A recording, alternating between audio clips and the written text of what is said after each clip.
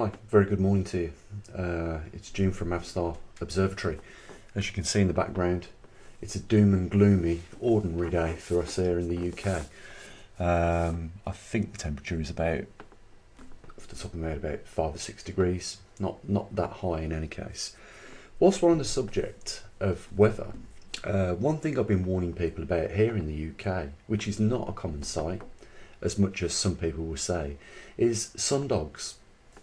These are like rainbow balls that you get either side of the sun and sometimes over the top as well. We've seen all three over here for many years now in the UK in the summer. Usually get them around about 5-6 o'clock when the sun's at the right sort of altitude, and I believe you can get them early in the morning. Another thing which a lot of people may not have noticed other than the sundogs, and I'll just say for now that you're not supposed to get them here at this latitude to start with. These are more common over Arctic circles, yet we've been getting them for about 10 odd years, as well as some unusual weather. If you live in the UK, you'll know what I'm talking about. In the summer, you can put your t-shirt on and about 10 minutes later you've got to put a jumper on or a coat on because it's changed that quickly in the day. I remember this one day where we was all sat out in the garden and it went icy cold, and this was in the middle of the summer. It just shows you when them jet streams change and they're not no longer coming from the tropical regions, but they're coming from the polar regions, you know, just how noticeable it can happen in short space of time. There's a couple of things I want to talk about with you guys, and really we should do this live because I'd love you guys to interact, ask some questions, and you know, we're going to have to get that going one of the days, and you know, let's do it for at least a couple of hours, you know, so you get to ask a lot of questions, I can answer them live, so you know, we'll plan that in the near future. We'll do that because I know that there's a lot of people that have mentioned it before.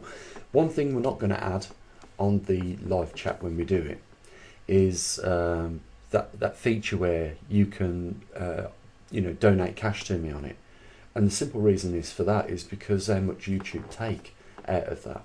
So if you donated £10, YouTube would take £4 out of that £10 out. It's if you want to donate something to the observatory and what we do here, just do it via the PayPal link, because it's like I won't sell merchandise. What's the point? I mean, I'm sure you've got hoodies and baseball caps and a lot of bumper stickers and things like that you don't need. So you don't need to, for me to purchase these things to sell them to you so that we raise a bit of revenue that way. And I have got a few things I'm trying to get done this year to outraise some money myself for this observatory. It's just last year and the year before it's just a rotten case of bad luck every time. I don't know what it is. It just doesn't work out for me, or I haven't got the means to do these things. It's just frustrating sometimes. I have noticed, first of all, before we go any further, I just want to say a huge thanks to those people that have been supporting what we've been doing here. Big thank you to the patrons, and of course our superstars that have the magnetometers in other countries and send, you know, repeatedly the data. You know, big thanks to Jeff, Scott, and Kemble. Big thank you to all you guys. You know, you're the ones that are supplying us with the data here, as well as what we collect here at the observatory for everybody else. And you know, we've only been 14 months away from possibly some serious changes that we're going to notice. You know, we could really do with getting now out into Russia, out into Brazil, and into South Africa. That's something we're going to do. But you know, I just wanted to say big thanks for those people that are supporting us. And if I can encourage a few more to do that, that would be amazing. I've noticed in the comments section a lot of talk about end times, and I understand, you know, and we're talking obviously that this, if I'm on the right track, people are talking about these end times that is mentioned in this book, and I can understand why they might think that we are. Because, you know, how many times recently has humanity got itself into trouble, and what are we looking at right at this point in time where we could get ourselves further into trouble? I want to just elaborate on a few of those things in this video. Before I do, I wondered if you could guess who I'm talking about. He's a billionaire. He's put over 1 million companies out of business with his business model. He was responsible for the death of 6 people before Christmas. He doesn't pay any tax, and he's got probably one of the biggest companies in the world. I wonder if you know who I'm talking about. Talking, of course, about Jeff Bezos. How do we, in any democratic society, allow that to go on? If I put 1 million businesses out of business tomorrow, I'd be behind bars. If I was responsible for killing 6 people before Christmas, I'm talking about the hurricane in Kentucky, I think it was, where those people were working in the Amazon warehouse. They was told they weren't allowed to leave during an approaching hurricane, and as a result of that they lost their lives. I'd be in jail if that was me. If I was the managing director of that company, or a company that put people's lives in danger to that degree, it would be manslaughter. I'd be behind bars. But we seem to allow these billionaires to get away with everything now. We're definitely seeing a 2-tier system where they are allowed to break all the laws they want, and in some circumstances they're being encouraged by governments to be able to get away with it. This is just one aspect of the world we're living in. I'm sure the guy who owns Facebook is likewise responsible for deaths and suicides because of his platform. I know that his platform, Facebook, has almost caused wars, or has caused wars, and that there are lawsuits taking place right now to try and get some justice for that. But how can we have organisations like this that have such massive influence over the world? And let's just talk about Facebook, for instance. 4 billion people subscribe to Facebook around the world now. That's half the world's population, and yet Facebook is not responsible for any infringements on human rights. In a modern democracy, how can we have organisations as powerful as that not being accountable for simple human rights and upholding, our democracy?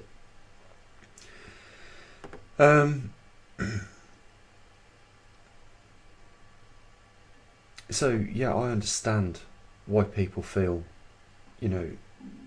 that we are in end times, especially all what's going on, and to a large extent we are, causing a lot of this trouble ourselves.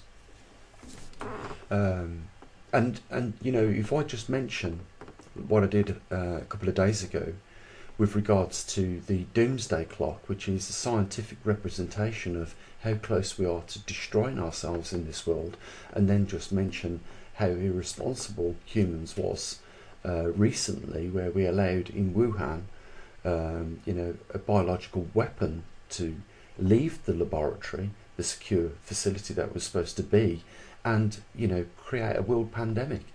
It concerns scientists. This is one of the 2 main criteria of the doomsday clock, is obviously climate, and our world governments have got it completely wrong about CO2 causing climate change. They said it was global warming. Obviously we're moving into a Milankovitch cycle where we are returning back to a glacial period. It makes me laugh, some people on YouTube that are, they've got something like 500,000 subscribed to them, and they say we're returning back to an ice age. They should really do a little bit more research on the difference between ice ages and glacial periods, because we never left. The last ice age was still in it, and we are emerging into a glacial period, which is a completely different game. Glacial periods last, as you know now, over 100,000, well, around 100,000 years, and we are 6,000 years into that Milankovitch cycle, which puts us back in a glacial period. So yeah, I understand why people think, that we are in end times because of all these atrocities that we see, and with climate and the threat of a nuclear war being two of the main concerns with regards to the scientists that are behind the doomsday clock. I can understand when they move that finger 100 seconds closer to midnight, because that's all we are, and I believe it's supposed to be updated at some point this year. It might even come closer, and the reason for that is because of what is going on now with the Ukraine. Russia said to NATO and the West, you promised you wouldn't move your NATO forces any closer than what you have, and you have. And they said, we are going to move our troops to the border of the Ukraine, and if there is any armament of the Ukraine by NATO and the West, then we have obviously crossed that point then in that line in the sand, I suppose, and there will be serious repercussions. And I can understand why people think we're coming close to the end times, because when you hear a world leader that has enough nuclear missiles alone to destroy the earth, threatening other countries to back off, and we really should back off, because nobody liked it when Russia was installing its nuclear missiles on the Cuban territory, and NATO should understand that that is the same thing as what they're doing to Russia.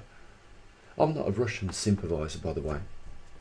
I am strongly supportive of world peace. I haven't got to think about. I haven't got no problems with technology so long as it's used in the right way. But we, as humans, have proved to ourselves in the last 2 years that we shouldn't have these such things as nuclear bombs and biological weapons, because we just simply do not contain them. And when you see NATO now arming the Ukraine, and also sent its battleships along with the I think it's the Truman aircraft carrier from the United States, along with a battle group which will be nuclear submarines and everything else, to the Black Sea. Well, it's prerogative, isn't it? It's exactly not what you would call de-escalation. So I understand why people feel that we are approaching end times, because if it's not the climate, it certainly is our behaviour becoming more and more, it's not the best word, counterproductive, but we're becoming very lax, and it's as though the threat of a nuclear war is no longer worrying for us.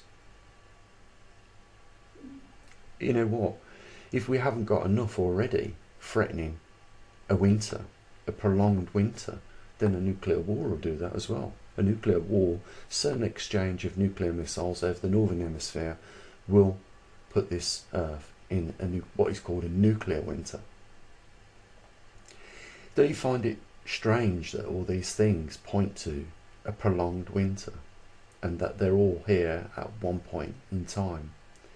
If it's not the threat of a nuclear war causing a nuclear winter over the northern hemisphere or the southern hemisphere, it will be the threat of the grand solar minimum and the low solar production of active spots, shrinking the heliosphere, in turn allowing more cosmic rays into our atmosphere, and that cooling the planet down. The magnetic pole reversal poses the threat of the same thing. And then the return into a glacial period posing the same thing. Is it coincidence, or is there some sort of synchronicity behind this? And if that is the case, then we are certainly, according to this book and according to all those subscribers that put those comments down in there, in end times. And if that is the case, what I would like to say, or suggest maybe you do this weekend, is have the best meal you and your family can cook at home, and invite your family around and spend it with your loved ones. and really go to town. Go to town, put a bottle of wine on the table and enjoy yourselves. Because we live in very, very hostile times. As a scientist, we could just, if we had a chalkboard and all these things was listed on there that was happening, and they really are happening, if we was to rub those out, if it's not enough that those are serious issues, then let me explain something that a lot of people take for granted. We live on a planet that is orbiting a sun at around 64 to 70,000 miles an hour. And at any point, we could have an asteroid, a large meteor, come into our solar system on a collision course and hit and destroy this Earth. We could have, a CME come off that sun and wipe out life on this Earth. So, we have enough risks without adding to those. I just wonder when human beings are going to realise that they should have now proven to themselves that they are not responsible enough to meddle in things like biological weapons, like what has happened in the last 2 years. Let's call it exactly what it was. This was a biological weapon that was either released on purpose or it escaped out of the laboratory. But either way, it proves that we are not there ready to be working with such things. And if we continue provoking nations that have the ability to destroy this world with their nuclear missiles alone, then we've clearly showed ourselves again that we shouldn't have those weapons. I was talking about cannibalism yesterday in the video, and I said it wasn't long ago that the mentality was there. It's just a matter of time before the circumstances present themselves and people will eat each other. If there's nothing else to eat, people will eat each other. I'm not promoting cannibalism. I'm not saying, well, if it's going to happen in a couple of years' time, then please, start cooking your neighbour. Don't do that. But understand that even though it was a short time ago, the Second World War, it still demonstrates that as much as we think we are evolutionised and living in a very high-tech society, that those circumstances can't come again that put us back in that situation. It was the blockade of Stalingrad that caused people to turn to cannibalism. It wasn't just that. I mean, during that blockade, there was probably 100,000 people dying each month, fighting over food rations alone. Just, I can understand. I'm just saying, guys, to you, I can understand completely why people think we're in end times, because none of it makes any sense anymore. It seems crazy, and that's why, this weekend I'm probably going to invite my mum and dad over for something to eat, and I'm going to cook a bird, a chicken, and we're going to do some of my famous Yorkshire puddings. I'll have to give you the recipe for them, by the way, because they always come out amazing. I'm quite renowned for my Yorkshire puddings, so and I'm going to have a good meal whilst we can, because we live in times where we just don't know what's going to happen next. We really don't, because we are being led by the least likely people that should be leading us, and you know it as well.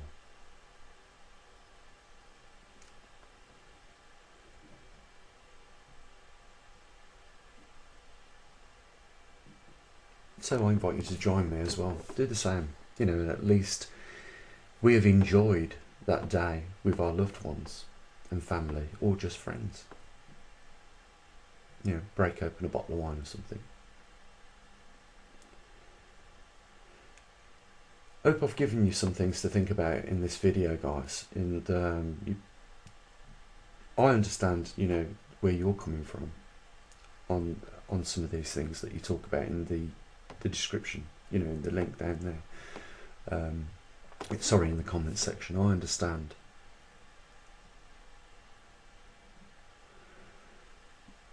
Because things just ain't getting any better, are they? In our world. You know, with the pandemic, the threat of a nuclear war, you know, the massive energy bills that are increasing, the wages and wage hours being cut.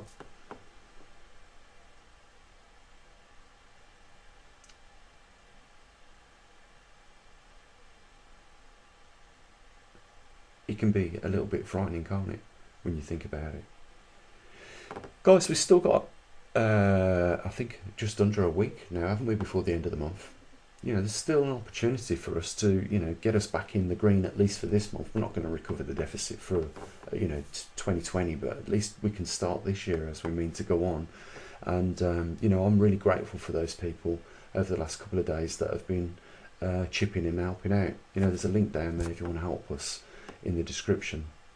I want to also, if you haven't noticed, guys, we have had, over the last few weeks, around about 2,000 new subscribers come to the channel, and I'd like to welcome them to the channel. I'm sure if you stick around, you know, you're going to like some of the things we talk about and some of the work that we actually do at the observatory. And if you haven't yet already, you know, we've got a dedicated website which covers pretty much every anomaly on the planet, from Arctic ice extent to earthquakes and volcanoes and solar activity. And then we've got, you know, our magnetometer data that we've collected from our superstars around the world, and we also have our own trimag data and magnetosphere data on our website, as well as, you know, radiation that we collect from other observatories as well. So it's all on that one website. The idea behind that was to create a platform where we could educate people about the magnetic reversal and provide a one-stop shop for anyone that was interested in their planet which they live on, and there should be, and what's going on a daily basis, weekly basis and monthly basis with the anomalies that take place. So yeah, link down there if you want to help support what we do, and I'll say what I usually do, guys. Have an amazing day. Take care of your loved ones. Think about that for the weekend for your families. Do it while you can, I say. We might not have nothing at all to worry about, or, you know, it might be like the doomsday clock. There may be just seconds left, and for that reason I would love you to spend at least a good day with your family, having the greatest meal that you can make, and it's all perhaps about some of these things. Okay, as always, bye for now.